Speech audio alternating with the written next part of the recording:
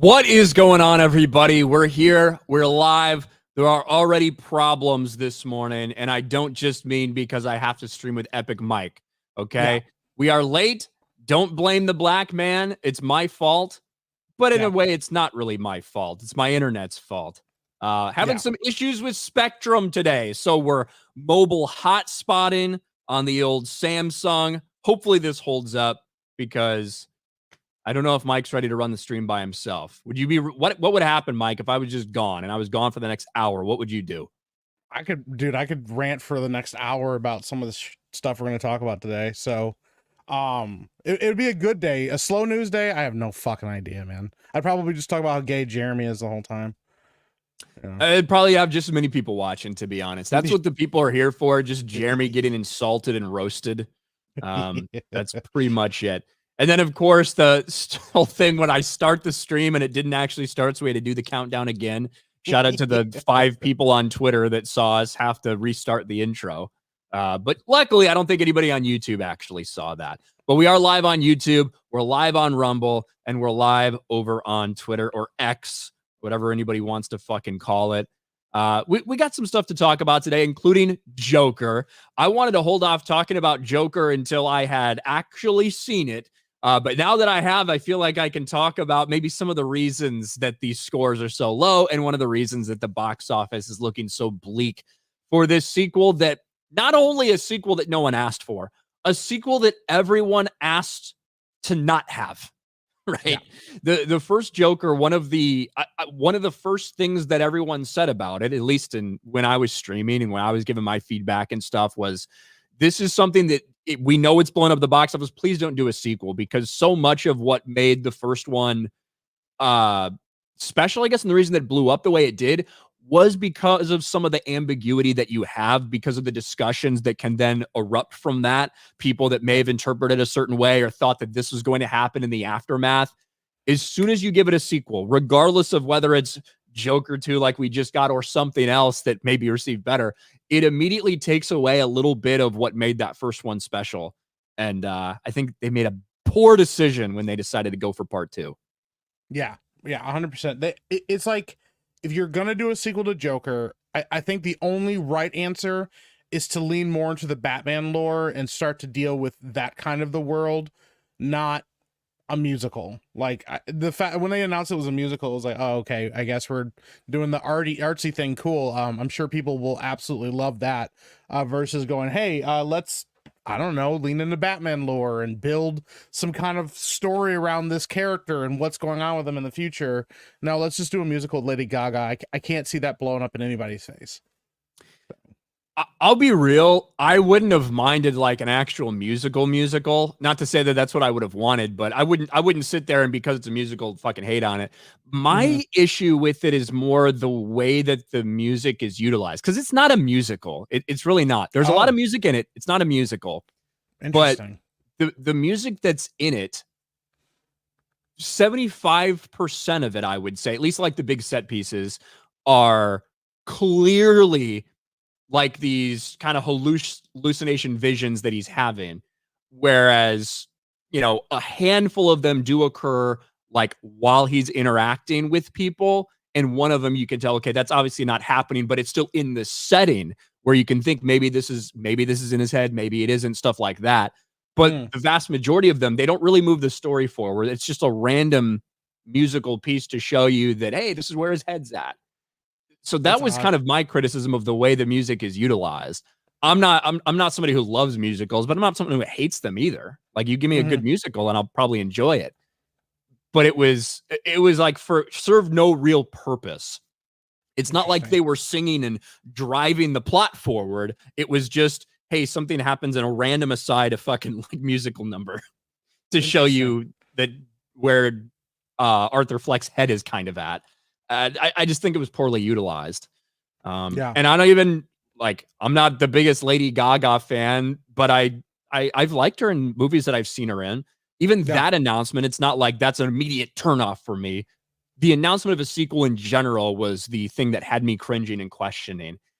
And we're going to get into some of these numbers and the way that the box office looks, the way that now we have audience score as well as critic scores, both of them not looking so good for Warner Brothers. What a massive fucking mistake to take something that was such a hit that people thought, that people really held high in esteem, and to decide to do a sequel that tears down a lot of the things that happened in the first one, all in another effort to maybe give people a twist or subvert their expectations.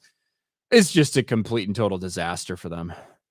Yeah, man, I'm kind of surprised. Like, I thought we would at least get critics saying, "Oh my god, we love this. It's so artsy and awesome and beautiful and wonderful," and then we would get audiences saying they didn't like it. I'm kind of surprised that nobody really likes this movie. But I think that's pretty telling when even the critics are like, "Yeah, we can't really justify this. It's not good." I mean, I think that kind of it's kind of embarrassing, to be honest. You couldn't please one or the other. You failed at both sides of it. So yeah, we might as well look at how it's doing right now. Now that we finally do have a little bit of a feedback from an audience over here on Rotten Tomatoes. Joker, what do you do? I don't know if I'm saying that right. But Joker 2, 39% critics, 37% audience after the first. Obviously, we had the Monday big IMAX previews. I was finally able to see it last night on like kind of the traditional early Thursday previews. Not looking great right now. And the box office looks even bleaker. Well, this was a headline from Rolling Stone. Joker has a message for fans. Go fuck yourselves. Kudos to this follow-up to the billion-dollar grossing hit for delivering something more than a carbon copy. But who exactly is this musical sequel for? Right now, it went from being projected at $100 million opening domestic. Now it's down to about 50. And I wouldn't be surprised if it continues to fall further and further and further. And the first one had a budget of $55 million, made $1 billion. Yep. This one has a budget of somewhere in the realm of $200 million, which means your break-even point is probably going to be somewhere in that $550, $600 million range. And this is not a good start for them.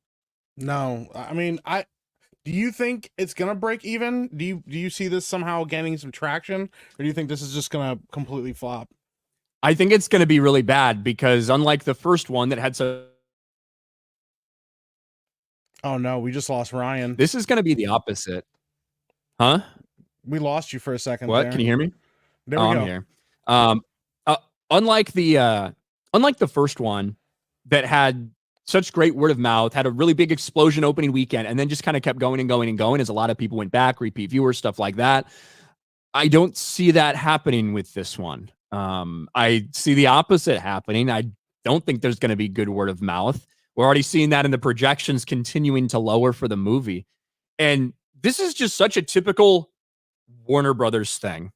Yeah. Like the first one, they didn't believe in it. In fact, they didn't believe in it so much that they brought in other investors and financiers to finance the movie, about 50% of the movie, which meant those investors got about half of the profits. So what should have been like a $400 million payday for Warner Brothers ends up being about a $200 million payday. They used all that money to make this one, and they might not make any money on it whatsoever. Like that's just such a typical Warner Brothers fucking move, dude. Yeah. I mean, that's wild. My thing is, I'm trying to figure out what are you adding to it? And I haven't seen the movie, so I'm not going to try to speculate on what I think the quality of the film is, but what can you add to Joker that balloons the budget to 4 times what it was before? Like, in your opinion, is this a $200 million movie?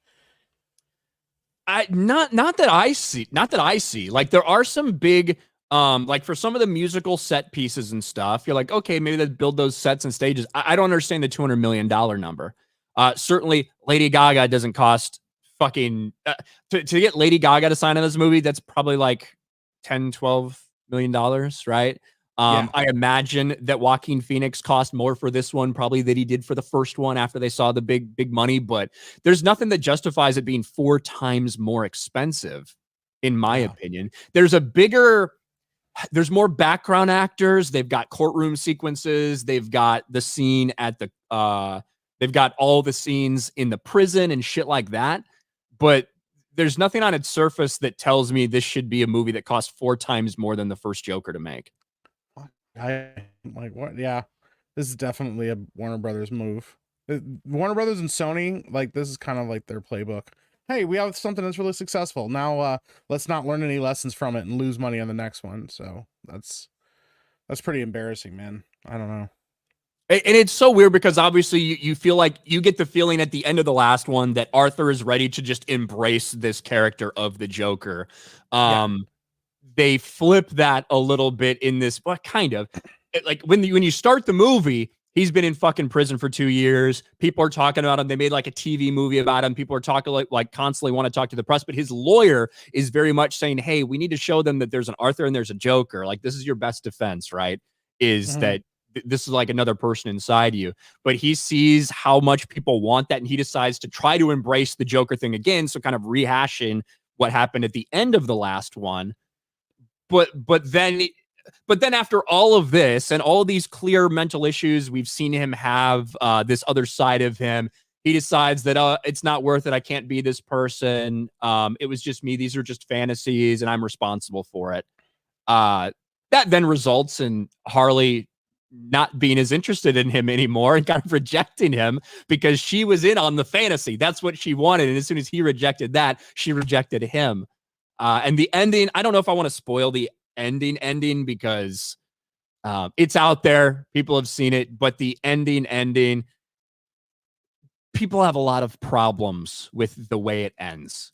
And Todd Phillips was always very clear that Arthur Fleck is not Joker, like the Joker. He talked about that in the aftermath of the first movie. He made that very, very clear in this one, that Arthur Fleck is not the Joker that will go on to be like a Batman villain. But he is the inspiration, and you kind of see that at the end of the movie. Yeah, I still think that that's such a weird decision. I mean, like, if you want to just do a character piece and you want to just break down a concept like the Joker, pretty interesting. That's why I like the first Joker. It's detached from everything in such a way that even though, yeah, the timeline doesn't make sense, the character itself felt like the essence of what the Joker is and is supposed to be and stands for. And I think that that's why fans really resonated with it and really enjoyed it.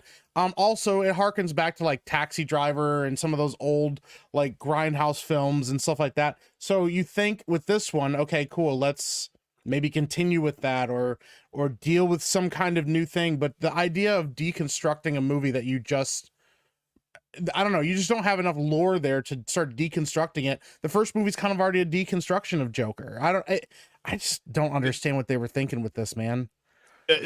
One of the reasons the first movie is great because it doesn't have to be a Joker movie. Like that entire idea could be completely absent from it. The entire little Bruce Wayne stuff that you had in the first one, that could be entirely absent from the movie. And there's still so much stuff to take away, whether it's just somebody that's struggling with mental health or being abused as a child, whether it's this difference that you have between the haves and have-nots, which that's a story that's been told a million different times in a million different ways across all sorts of literature and entertainment, and the frictions that can cause in society. There's a lot of different things that you can look at and analyze and have fun discussing, like the themes that they're trying to put across to you in the first Joker. Yeah. I think they do a lot to ignore some of the stuff they did in the first one and tear it down. I think it was, I don't know if this is Todd Phillips actually saying fuck you to people who like the first one, or if it's, hey, we need a way to flip everything on its head just like we did in the first one. So let's do that by tearing down the first one. That'll be like subversive and subverting people's expectations type of thing. I don't know. I don't know what's in his head. If it was actually a fuck you to people that like it, or if it was rather just an effort to subvert that did not go over well. Yeah. I agree with one thing. You can't just make the same movie again. Yeah. Right? No. And that's why they never should have done the sequel to begin with. But I do think there's other things that they could have done with the same people involved. Like, you could have Lady Gaga. You could have a couple musical things in it. I think there's a story in there that would be appreciated much better than what they did with this.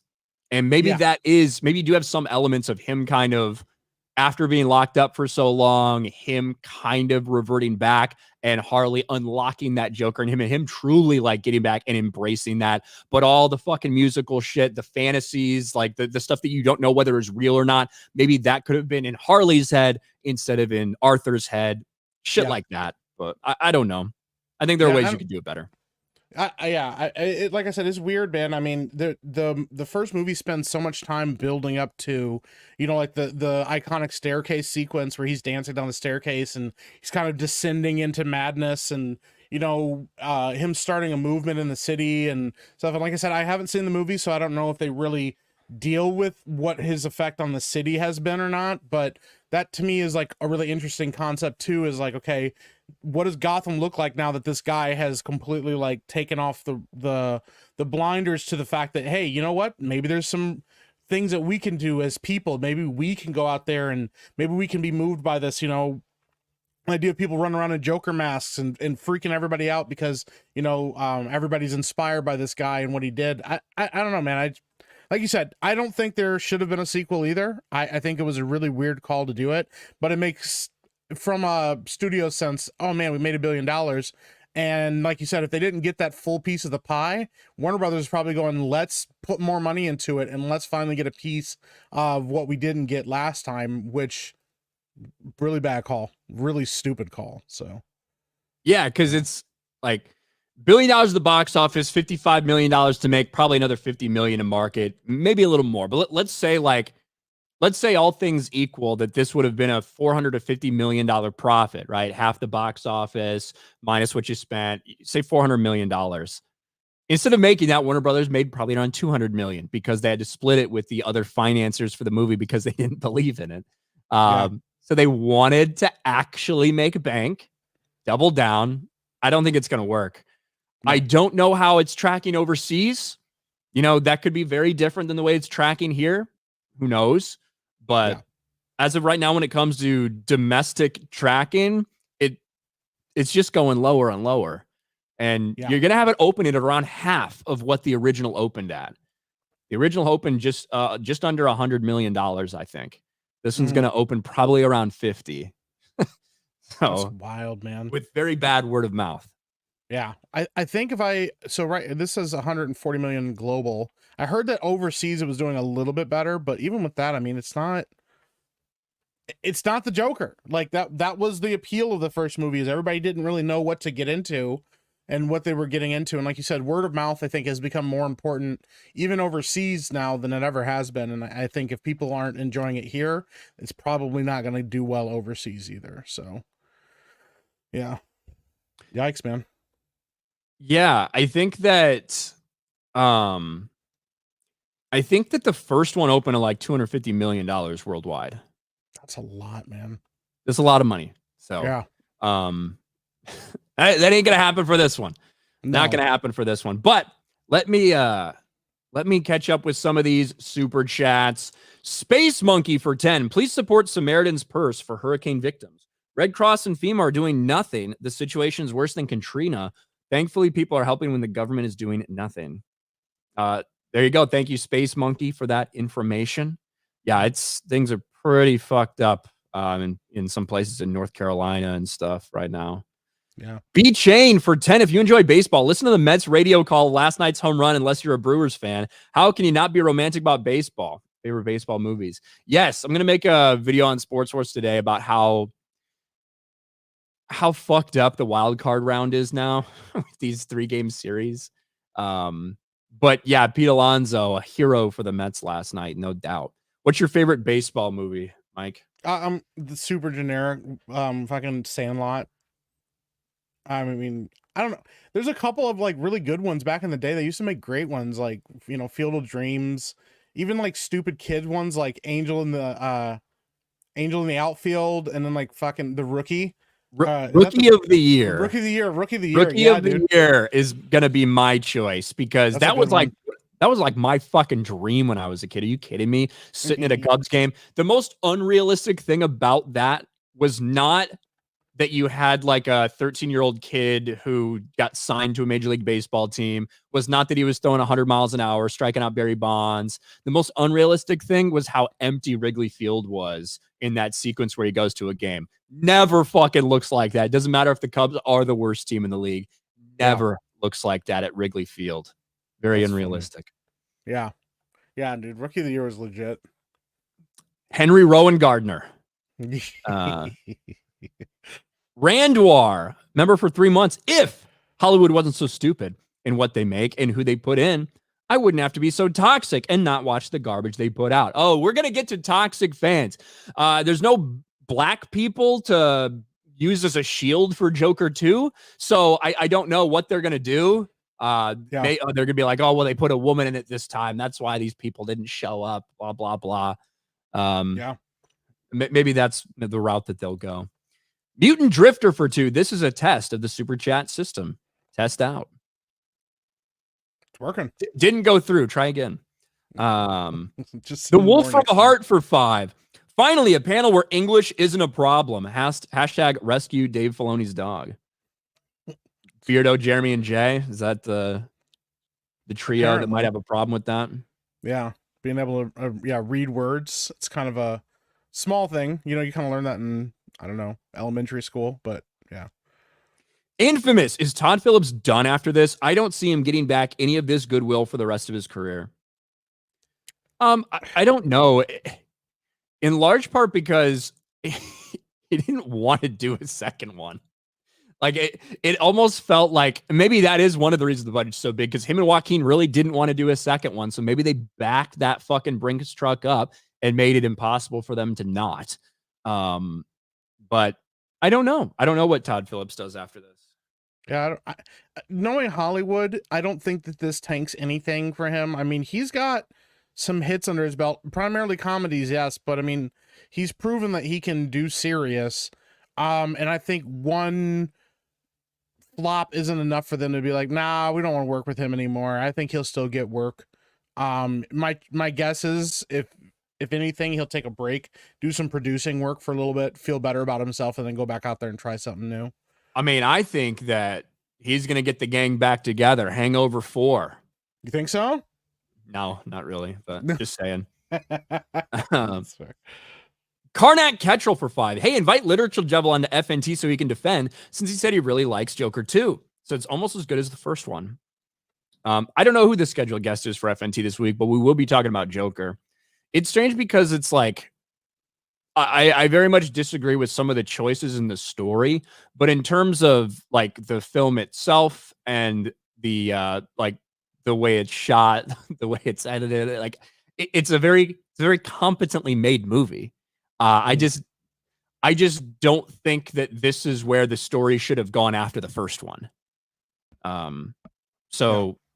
If you think this is a logical place for the story to go, with all other things aside, you might think it's a really good movie. I just think it was the wrong direction for them to go in my opinion. And really undid a lot of the stuff in the first one. Excellent. Tobias for 10. I've heard AI music way better than anything a current day musical can do. I recommend Scarlet King, SCP-0001 by Scissor Sister AI covers, or Automatic Singer if you want good Warhammer 40K music. Interesting. There's a lot of music in it, but if I had watched this and then you told me to describe it to somebody, I would have never called it a musical. That feels like a big mistake too. If you're gonna, because that's kind of what they marketed it as. It was supposed to be a musical, which, like, if you're gonna lean into that. I thought for sure it was just gonna be a musical, and that was what it was gonna feel like and have the same vibes. But you saying there's music in it, but it's not really a musical, does feel like them kind of hedging their bets and not trying to go too deep into one side or the other, which is a mistake. So, like, there are a handful of times where like Harley and Arthur are singing to each other and it is like meaningful to what's going on in the moment. Mm-hmm. But it's just a handful of times. Most of the other singing is not dialogue, right? Yeah. Like that's how you define a musical, right? When you have these set pieces where people are singing something that is valuable to the story, that is pushing the story forward, where they're explaining things that are going on. That's not really what this is. It's like these little musical numbers that are asides from what is actually going on. So it's tough for me to like call it a musical. It's just it's really not. Interesting. I don't know. It's a disappointing movie. Ministry of Wrong Thing for 5. I thought it was reported Phoenix walked away from his role in a gay movie. Why wouldn't he change his mind and go back to make Joker 2? Yeah, apparently Joaquin Phoenix, I did report that 2 months ago that he dropped out of this like super gay sex movie, like a gay erotic movie. Yeah, he's like, nah, I don't want to do this. Bounced like with a day or two before filming. He's like, I can't do this. I'm all into method acting, but this is too far. Yeah, that's pretty gross, man. I mean, kudos to him for not doing it. So, Slade Lawton, good to see two people can actually read on daily. Oh, Ryan, should I re-listen to Darth Plagueis audiobook or Path of Destruction audiobook? Well, you should do both. But if you're going to re-listen to one of them, I would do Plagueis. And then I'd watch the prequels, or watch the prequels and then listen to Plagueis. There you go. El Rock and Rolla. No, it's pressure from Hollywood elite connected gated billionaire communities, not to have movies with themes that mirror the current temperature between the billionaire versus working class. Krizik for 10. Robert Meyer Burnett had an excellent rant last night. Observations on the fallacy of toxic fans. You know, it's Jover when Rob weighs in on how stupid the term is. Yeah. We're going to talk about that whole thing. Shout out to RMB. Atomic Page for 2. Joker was a film that didn't need a sequel at all. 100% agree. Like 1000% agree. Yep. Pat for a buck says Ryan's favorite musical is Cats because furries. I have never seen that one, actually. Cats? I've never seen the musical Cats. I never saw that movie they made. I've never seen Cats. I've never seen the movie, but I've seen the musical. It's fucking weird. It literally, the whole premise was just like, it's about fucking cats. And there's no other premise to it. It barely has a story. Yeah. It's just, there's a bunch of fucking cats running around, and they're all fucking people in like lycra suits, and they're just all really fucking horny, and it's weird. So you're not missing anything.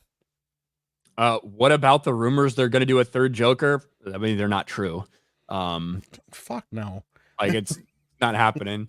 To be fair, Todd Phillips didn't want to do a second one either, but there's just not going to be, with the way this movie ends, there's not going to be another one. We'll put it that way. Yeah. We'll put it that way. I don't see that happening. Unless the entire thing could just be a dream. Who knows? Just as a side, have you been watching The Penguin? Yeah, it's awesome. Yeah, it's fucking great. I was like, wow, look at that. Yeah. It's just, in the same way that Joker doesn't need really any connections to the Batman universe to like be a really good movie. This very much feels similar. Like, this could just be a gang crime drama. You know, that's what it feels like at this point. It just so happens to be set in the Batman universe in Gotham. Yeah. They even have diversity in it and doesn't feel forced or annoying. They even have diversity in it. Yeah. Black kid committing crimes. Look at that. Never thought I'd see that in a movie or a TV show. Light skinned. Yeah, light skinned. Yeah. You can see yourself in that kid, huh? Yeah, he's got a lot of light skin ribs. I can see myself in Sophia. I can change her, okay? Yeah. Like, I can fix her. I don't care how crazy she is. No. John Getz ready for Trump and Elon in my hometown tomorrow. Oh, hell yeah. Hell yeah, man. That's gonna be crazy. Yeah, that's gonna be nuts. Bold as fuck, man. Yeah. Very bold. What have you been up to lately, Mike? It's been a while since we've been on stream. Just streaming a lot, man. Streaming on my own channel, talking about movies, and getting ready to play a bunch of stupid fucking scary games for October. I mean, I know how much everybody fucking loves watching streamers be scared out of their minds. I don't like scary games. I don't like being scared. I don't like being shocked or startled by stuff. And I've got a lot of games lined up that are going to do that, and I'm excited for it, but also not excited for it. So that, and then working on movie shit with Epicverse. So yeah, there you go. Yeah, man. Very cool. What about you? I ain't been doing shit. What the fuck am I going to be doing? Yeah, besides just, grinding nonstop. Yeah. Just grinding on stuff, you know? Yeah. That's how I would define it, grinding on stuff. That's the best way to do it. Yeah. We are going to get into the toxic, the poor toxic fans. We are going to get into that. But first, I wanted to talk to you a little bit about Raycon everyday earbuds. You guys have probably heard us talk about Raycon before. We talked about them maybe a month or two ago, something like that. Well, we are back, and I've spent the last couple months with my Raycon everyday earbuds. I don't know about you, Mike, but for me, probably wouldn't have been this way 10 or 15 years ago. But right now, with how much I'm listening to YouTube or listening to podcasts, whatever, I fucking have earbuds with me everywhere I go. Like, it doesn't matter. So I've gone through a lot of different sets. I've used a lot of different brands, and Raycon, they're pretty affordable for the quality that they are. So big shout out to them. Wanted to tell you a couple things about them. Raycon everyday earbuds are made to make your everyday life just a little bit easier. And every time they update the product, like they did recently, they add new features to make them even more easy to use. The quality of Raycons rivals some of the other biggest names in premium audio, and they're available in a wide variety of vibrant colors. Now, mine, I wouldn't call this vibrant. I like black. That might be a surprise to some of you guys, but when it comes to all the stuff I carry around, whether it's my watch, earbuds, I prefer black. They do have really cool protective cases they sent with you. You can make yours a little more stylish if you want to, but to me, nothing better than classic black. They have active noise cancellation, which comes in handy because if you know me, I sometimes just want to tune people out like Jeremy or Mike or Beardo or Jay. Sometimes I just don't want to hear them at all. Active noise cancellation helps out. 32-hour battery life, so I don't have to charge it every couple days. And if you want to get yours, you can go to raycon.com. We've got a link in the description. And also, you can see right here, rayconglobal.com/Geeks Gamers to get 20 to 50% off store-wide. That's right, 20 to 50% off everything store-wide if you go to the website, rayconglobal.com/Geeks Gamers. So we appreciate them, and we appreciate you guys. If you do go out there, and if you go to that landing page, helps us out. So we appreciate it, you guys, and we appreciate Raycon. So shout out to them. It's fucking rad, man. I dig it. That's right. Good quality headphones. So, and it is in the pinned comment. It's in the description. So we got it everywhere. Boom. Bill Sotheby, black matches your soul, Ryan. Yeah. It does. It does. Ryan's black on the inside. I've already told you guys, Ryan's invited to the cookout because he's honest. If like more than anything else, if you just be honest about where you're at, Ryan will roll up to the cookout. He'll be playing 50 Cent or something like that. He'll be singing the lyrics along. Nobody will look at him funny, and he'll bring good food, and that's all that matters. So everybody will be happy with him. So black people love me. I don't know why I got such a bad reputation, but black people love me. The cool ones do, at least. Yeah. Yeah. If you don't like Ryan, you ain't black. That's right. The Mystery 809 for Canadian too. Ryan should play Phasmophobia again. I don't know. It's worse than it was. Yeah. It's a lot of effort. Then I got to play with other people. Tobias for 10. Cat's a weird musical about cats competing in a singing competition to see who gets to be reborn. Not joking. But it has some very good numbers like Memory and Mr. Mistopheles. It's a Weber play. Tobias seems like he would know exactly what the plot of Cats is. Yeah. Have you masturbated to it before, Tobias?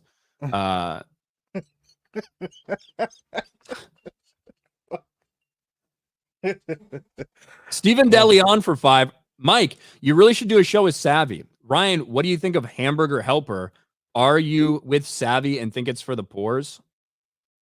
I can't say I have had too much hamburger helper in my life, so maybe it actually is for poor people. But I don't really have a strong opinion on hamburger helper. It's not something I've ever used. I don't know. I mean, like, well, first of all, we are in talks right now to work on a show together, me and Savvy, but like it's for poor people. Like if Jeremy and me are agreeing on it, it is 100% because we were poor growing up and didn't have any money, and that's what hamburger helper is. Like, it's for people that worked all day, don't feel like making shit, and don't feel like cooking a full meal, so you just like scramble up some burger and throw it in a pan together with like pre-made ingredients, and it's awful for you. It's terrible. Like, it's all artificial and shit. The pasta's terrible quality, but it doesn't matter because you were poor and it tasted somewhat good. So see, what I do is I usually have ground beef or ground turkey like in the fridge, and so I'll just make tacos or something. That's what I'll do. Yeah. So I don't need to fucking I don't need noodles or any of that fucking shit in there. Fucking do that. I've got a bunch of taco seasoning. Fucking put the taco seasoning on there. Cheese, maybe add some fucking, if I happen to have like shredded lettuce and like chopped tomatoes, I'm going to fucking do it myself. All right. Yeah. I would buy that separately so I could put it on there. Fucking taco it up, dude. With the Doritos flavored tacos, by the way. That's the only way you can do it. Yeah, that's superior. That's the right way to do it. Yeah, nowadays anyways. Before those, I don't know what I was doing before those existed. Now I can't stop eating those. So Anti-Woke Academy for Arts and Sciences for 5. Phoenix. It's all fun and games till someone asks you to pretend throw it in a D on camera. Or actually do it. Like, this is supposed to be like an X-rated, like, erotic gay movie. Yeah. So I don't even know if it would have been pretending. Yeah. Not anymore. No. Those art pieces, man, they get really into that shit. It's really gross. There is there's a rough prison bathroom scene for Joaquin Phoenix close to the end of Joker. Joker 2. Yikes. There's also a sex scene with him and Lady Gaga. It's not graphic at all, and he doesn't last very long. So I feel like it was probably pretty realistic for Arthur Fleck.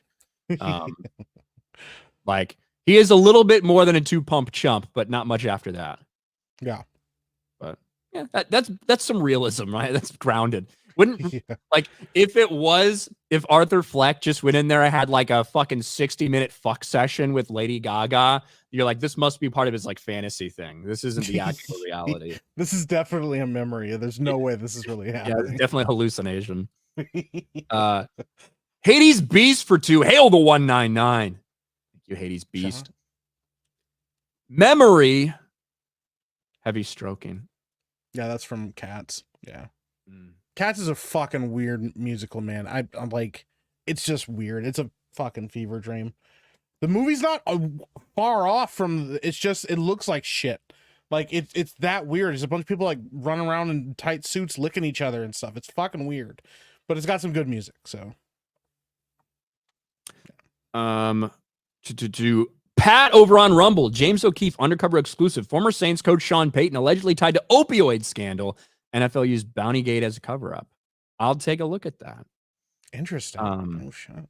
Pat for another buck. Mike's Cooking Channel, episode 1, Taco Bell debate with Beardo. Episode 2, Hamburger Helper with Savvy.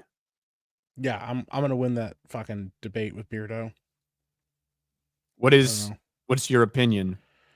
Taco Bell's fucking delicious. Like, it's amazing. Okay, well then you will win it. Yes. Yeah, I don't understand the attitude of like, it's not good. I'm like, I don't go to Taco Bell for gourmet cuisine. I go there because I want a fucking taco and I don't want to make it, and I want it to taste somewhat decent. Like, yeah, it's like saying McDonald's isn't good. Yeah. Right?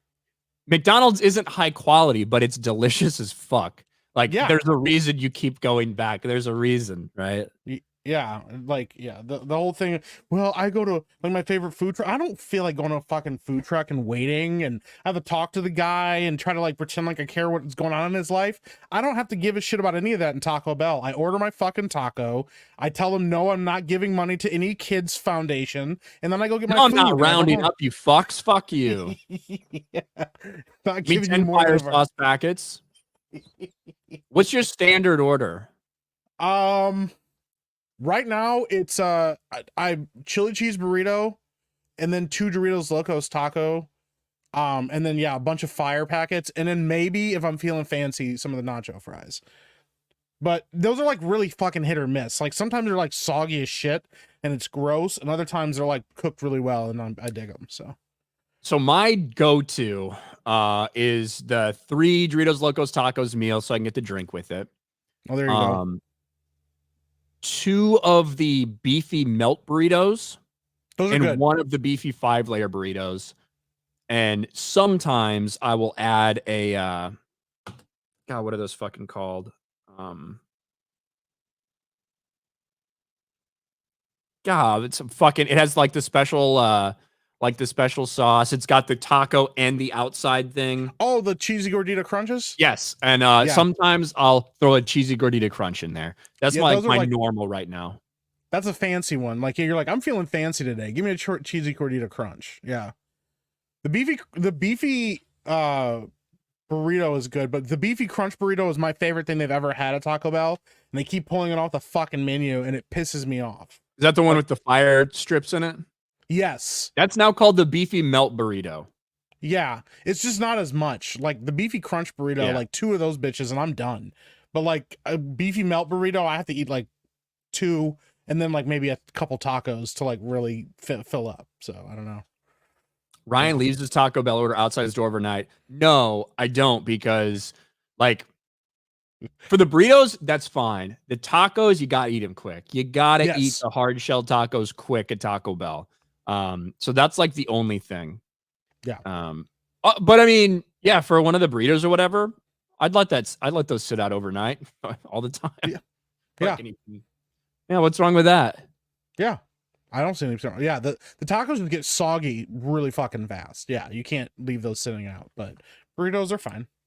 I've done that before. There's nothing wrong with that at all. You put it in the microwave, you nuke a little bit. The problem is if you put it in the fridge, then it really fucks up the tortilla. So you can't put it in the fridge. You have to leave it out at room temperature. Then when you nuke it, it still like stays soft enough that it doesn't taste like it doesn't give you a fucking weird feeling. Whereas you put it in the fridge, then you try to nuke it, it doesn't work out at all. It's not the same. Yeah. And also leaving it out, there's enough preservatives in that thing. It's going to be fine. Exactly. That's what people don't understand. If you don't get sick from it initially, you're not going to get sick from it 3 days later. It's going to be exactly the same. Yep. I can tell you from personal experience. Yeah, that's pretty good. Oh shit. Red Mage for 20. Back in the day when I went to school, it was fast, affordable food like you guys mentioned, plus places like Fazoli's and Olive Garden for Italian as a college student. Fazoli's and Olive Garden are not the same, right? No. Fazoli's is almost Italian fast food, but it's not. It's Italian food fast, whereas Olive Garden is nicer. However, dude, I eat the fuck out of some Fazoli's breadsticks. I used to like my standard order from Fazoli's used to be the twice baked lasagna, 2 slices of the pepperoni pizza. Sometimes I'd add fettuccine Alfredo on there too. And then 2 dozen Fazoli's breadsticks. 2 dozen breadsticks? With dipping sauce. Yeah. Damn, bro. Listen, here's the thing. That's fucking carbo loading, bro. That's wild. I'm fat as fuck, okay? And I couldn't eat 2 dozen breadsticks in a sitting. That's fucking wild, dude. That's genetics for you right there. Yeah. Like, I can feel myself getting heavier and breathing harder eating 1 of those breadsticks, let alone 2 dozen. That's crazy. I can only feel myself getting harder. Yeah. Spider Claw for 5. Taco Bell's fine. McDonald's isn't fit for human consumption like Beardo's reading. They're both. Mike gets the fiery salsa so he can feel it later. Nah, that's pretty. Fiery salsa's mild as fuck. Even their hottest salsa at like their hottest packets at Taco Bell don't do shit. They're not that spicy. Orangutan for $1. Still sick at home. Screw it. I'm DoorDashing Taco Bell. Smart call. Garfield's Bizarre Adventure. Are you looking for a new mobile gacha game with fresh characters and fun game mechanics? Then look no further. This is Ryan Kinnell, and I play Raid Shadow Legends. They've emailed me a million fucking times. But I don't play Raid Shadow Legends. I do, however, either. use earbuds on an everyday basis. So pretty much I alternate between these and my Samsung ones. And the Samsung ones pricier than the Raycons for sure. But the Raycons are solid, man. That's what I alternate between. So I don't have any problems promoting them. L-Dub for 5. In my experience, oven baking the taco after keeping it in the fridge helps preserve the shell and still warm everything else. I'll try it sometime. And Zach, Ryan, how do you not weigh 300 pounds? I do, actually. I do weigh 300 pounds. He just hides it really well. Yeah, it's all in my dick, so you can't tell from the outside. Fucking shit. But I do want to talk, Mike, about us. And when I say us, I don't mean you and me, like our relationship. I mean the fan base. I mean the toxic fan base. Oh, no. Not the toxic fan base. Not those racists. Because, you know, everything, all the failures we've seen out of Hollywood over the last several years that the media and different companies try to convince us, no, they're not actually failures. Everything's fine. There's nothing wrong here. It's kind of impossible to deny that now. With all the high-profile failures and flops that we've seen from some of the biggest IPs in existence, whether it's Star Wars, Marvel, Lord of the Rings, etc. And we continue to see the strategy not be, hey, let's make something that doesn't piss the fans off. Let's actually make something people like. Instead, the strategy is, you know, all you people complaining, you're just toxic fans. And when you have something that's being watched by millions and millions of people, are there going to be 1, 2, 3 people that are probably like legitimately insane or take it way too far, like a death threat or something like that? You know what? Probably in the millions and millions of people watching, every once in a while, you're going to have a handful of those. 0.0001% probably. Yep. The thing is, you're trying to say that 99% of all the other people that don't like the show, they're toxic too because they don't have valid criticisms. They're just mad that these things have women and black people in them. And Variety put out this big article talking not only about how, you know, toxic fandom's really to blame for these shows flopping, but also illustrating how scared the studios are of said toxic fan base. It really is sad. And I also want to point out, because I see Danky in the chat, I obviously made a mistake when I labeled Adam B. Very as someone that he wasn't. Maybe the reason I get them so fucking confused is because when you look all the way down here, Mark Malkin, which I think is the guy that I may have falsely identified as Adam B. Very, Mark Malkin contributed to the story with Adam B. Very. So maybe that is one of the reasons that I get these people, you know, confused. So it's my bad. It's my bad. On the 28th of August, Amanda Stenberg, the lead of the Star Wars series, The Acolyte, posted an 8.5-minute video to her Instagram stories about Lucasfilm's abrupt decision not to pick up the show for the second season, just a month after the season 1 finale. It's not a huge shock for me, Stenberg said. Since the series was announced in 2020, she continued, we started experiencing a rampage of, I would say, hyper-conservative bigotry and vitriol, prejudice, hatred, and hateful language towards us. She had to make sure she got all the buzzwords, and she did it without cue cards or a script. Yeah. Good job, Amanda. Congratulations. As far as we can tell. Yeah. In other words, The Acolyte. The Acolyte was the latest high-profile target of toxic fandom, the catch-all term for when fan criticisms curdle from good faith dissatisfaction into a relentlessly negative, often bigoted online campaign against either the project or its stars or creative leaders. In a franchise economy increasingly dependent upon established audience devotion to drive the bottom line, the threat of toxic fandoms poisoning that enthusiasm has become a seemingly intractable headache for almost every studio, and it's only getting worse. The takeaway I have from this is that you're saying, yeah, it's very important to us that people not actually think, that people just consume product and get excited to consume next product. And when people criticize said thing, that's very threatening to our bottom line. That to me is in layman's terms what that paragraph actually means. Yeah. Yeah. 100%. It makes no sense at all to address this unless it's becoming a real problem for you. And your response is you can't have it both ways, and that's what keeps happening. And the Acolyte to me is like the straw that broke the camel's back. They're like, these toxic fans are just a minority. They're just a vocal minority. They have no power whatsoever, but also they're the reason that this whole thing got canceled. Their vitriol and their hatred is the reason the show doesn't exist. And it's like, what is it? Because if we're just a small vocal minority, we should have no bearing on whether or not your show gets canceled or exists or not. The only thing that talks to these companies is money and viewership. And if nobody's watching your show, then it has nothing to do with toxic fans.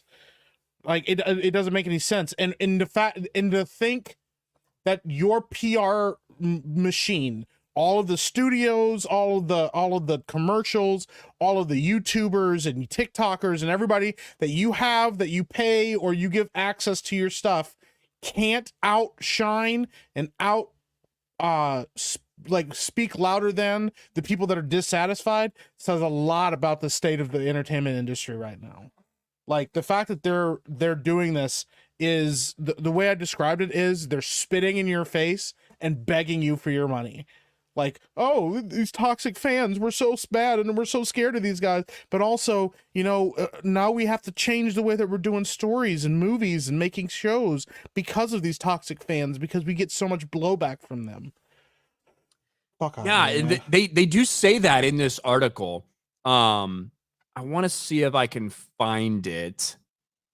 Here we go. Perhaps the greatest irony of this phenomenon is the disproportionate impact these toxic fandoms have relative to their actual number. The vast majority in any fandom are casual fans, says John Van Kitters, VP of Star Trek brand development. been a rough couple years for you. The number of people who live and die on their franchises are very, very few. And then those who come after things they espouse to love with venom are a really, really tiny subset in an already smaller subset of fandom. I agree with parts of this. It's true that in general, like the general audience, not going to be super hardcore and dedicated. However, the hardcores are very important to you because they are the ones who are going to be there, rain or shine, caring about your thing.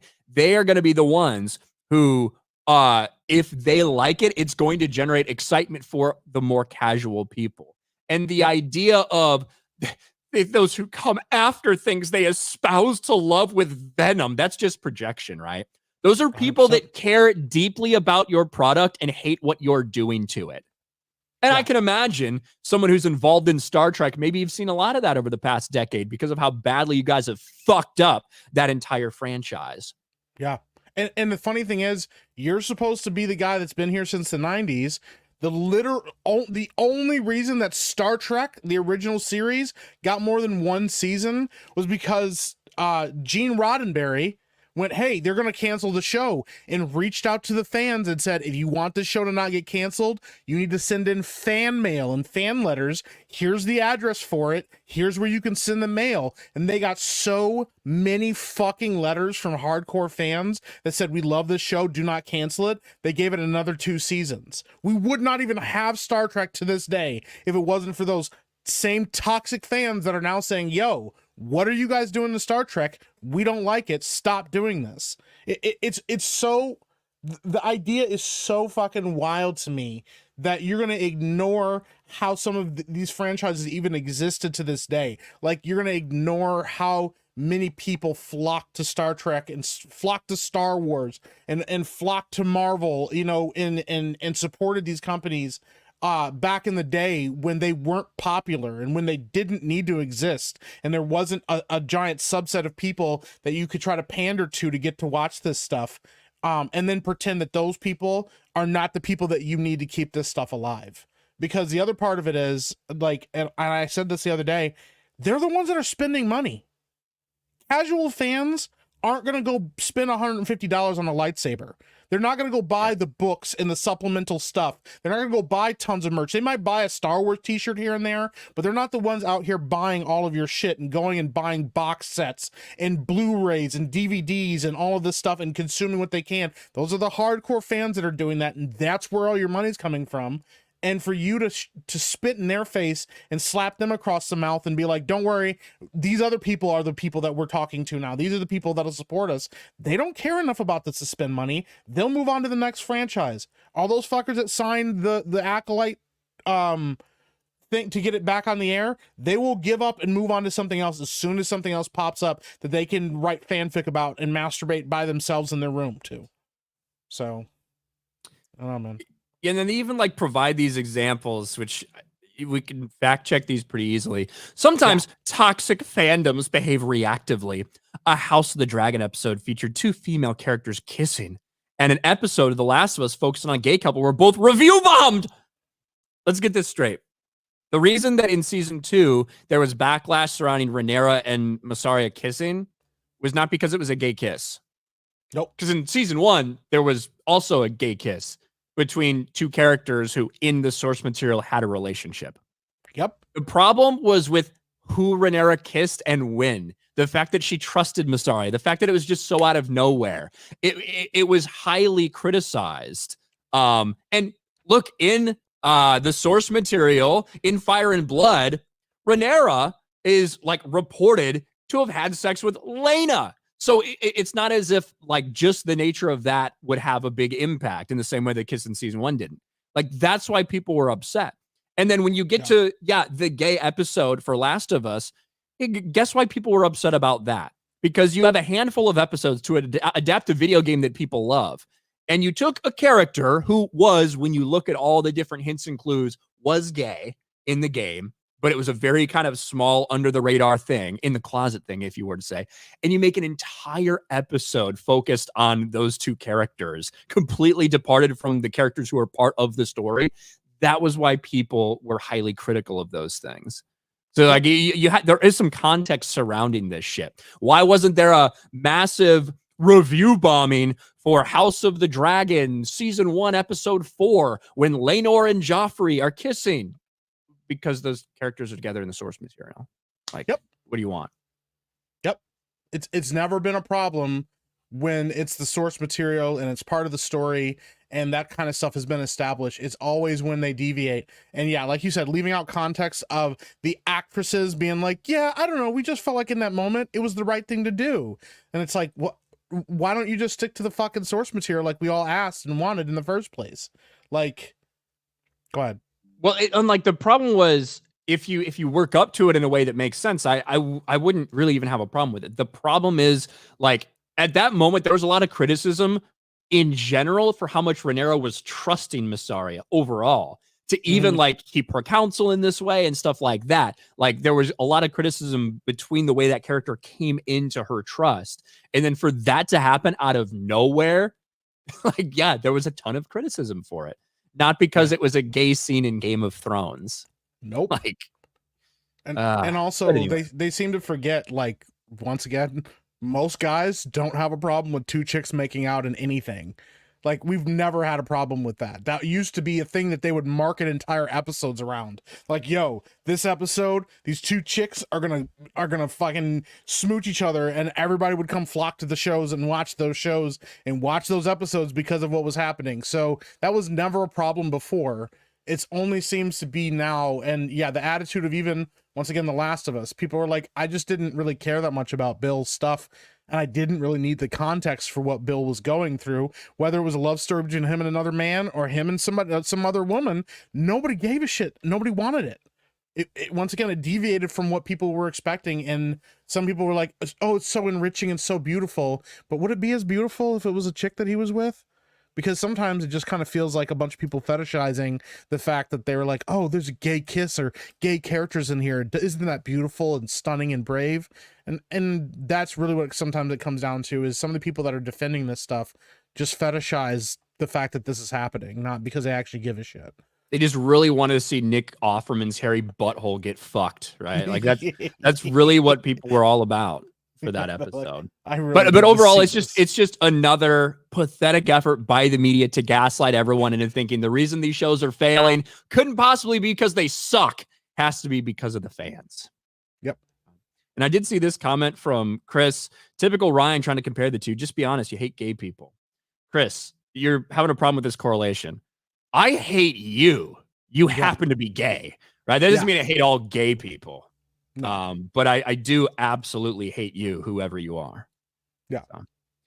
$50 super chat from Tomac. Hell yeah, we are toxic. We might even be neurotoxic. To the bottom line, sounds like it. Thank you for the $50 super chat, Tomac. Appreciate that, man. Yeah. Hades Beast becomes a channel member and says, is Jeremy driving to Pennsylvania Saturday? I don't know. I'm not his keeper. Yeah. He might just be hanging out with his boyfriend. Who knows? I don't know. He's pretty gay. Yeah. He's up there to hang out with Nick Offerman. L-Dub for 5. And Mike's, I already said that one. Taker for 5. Taco Bell had this specialty item called the triple steak stack years ago. It was a flatbread sandwich with steak and cheese. Damn, it was good. You know what I miss from Burger King? The BK Stackers. Do you remember those, Mike? The BK Stackers were legit. That was when it was still Stackers. good. It was just fucking hamburger, bacon, cheese, and I think it wasn't exactly like Thousand Island dressing, but it was some kind of sauce they put on there. Yeah, it was like a relish enough sauce. to mac sauce, but not quite. But it was dude, those were fucking banger. I used to go there, get like 2 or 3 of the BK Stackers, some fries, and a vanilla Coke float. Dude, that was Burger King was legit. Last time I went there, everything tasted like it was horse meat. And I'm pretty sure that none of the burger there is actual burger anymore. So I'm not a fan. But I used to love Burger King. I worked at a Walmart in high school, and that was the Burger King was like the closest thing to the Walmart. So on lunch break when I was fucking in the summer in high school, obviously, but for lunch break I'd go there and fucking BK stack it up, bro. That sounds so good right now. Damn. Making Mike hungry. Not gonna lie though, Gavin Newsom bill for digital downloads was the best thing he ever did. Thank you, Hades Beast. Fantastic Friday show with the best hair on G&G.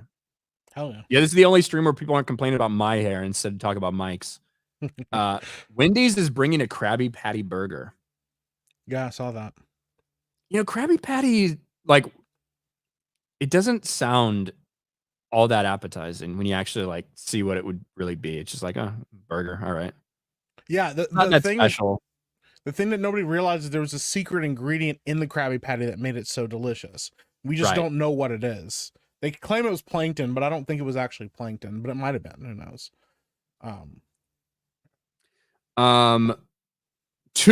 What is this? Two's news for 2. Ryan needs to coach Gary on how to do ad reads.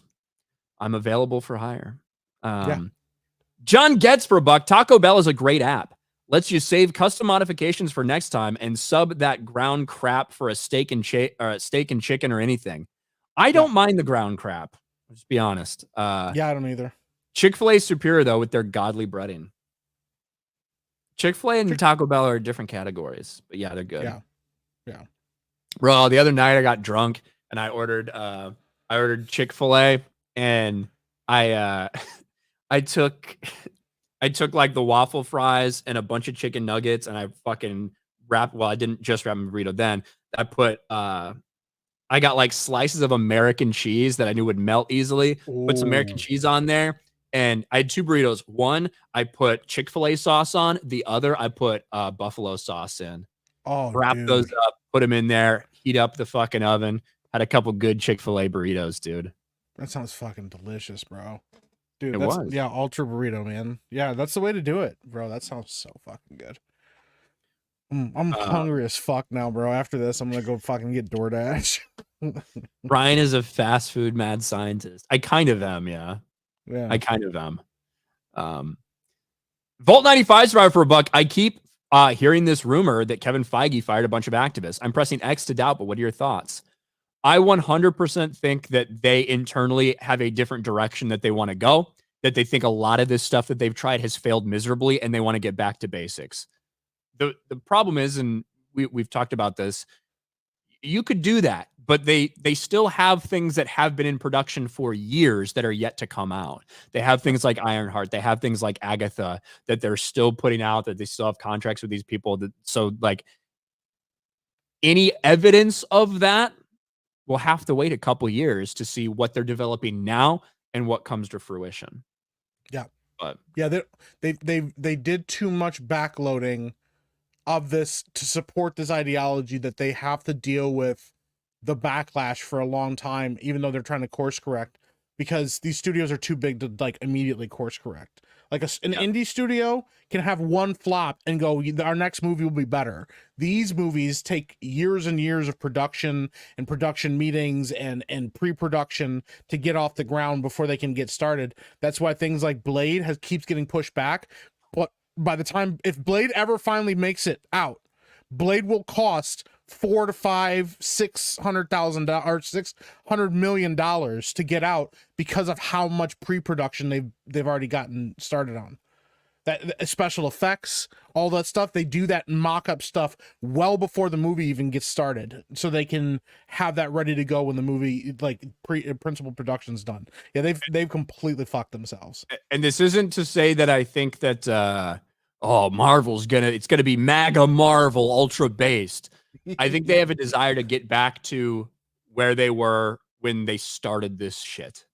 You know what I mean? Like that type of just storytelling that isn't trying to necessarily push a message, that is reminiscent of the comics. Like I think that's what they want.